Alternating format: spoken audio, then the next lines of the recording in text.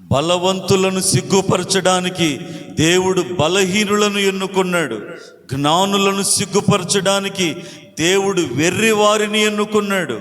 ఎన్నికైన వారిని సిగ్గుపరచడానికి దేవుడు లోకములో నీచులను, తృణీకరించబడిన వారిని, ఎన్నిక లేని వారిని దేవుడు ఎన్నుకున్నాడు. ఎందుకు ఎన్నుకున్నాడు మీకు తెలుసా? తన నిత్య రాజ్యమును, పరలోక రాజ్యమును ఇవ్వటానికి దేవుడు ఎన్నుకున్నాడు. ఎందుకు ఎన్నుకున్నాడు మీకు తెలుసా? తనకు కుమారులుగా, కుమార్తెలుగా చేసుకోవటానికి దేవుడు ఎన్నుకున్నాడు. ఎందుకు ఎన్నుకున్నాడు మీకు తెలుసా? తనతో పాటు తన రాజ్యములో పరిపాలించుటకు మనలందరినీ రాజులైన యాజక సమూహాలుగా చేసుకొనుటకు దేవుడు మనలను ఎన్నుకున్నాడు.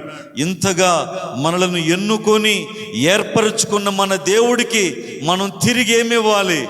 మనం ప్రేమించాలి, దేవుణ్ణి ఆరాధించాలి, దేవుణ్ణి ఘనపరచాలి, కడవరకు ఆయనకు నమ్మకంగా ఉండాలి. ప్రభువుకి మహిమ కలుగునుగాక.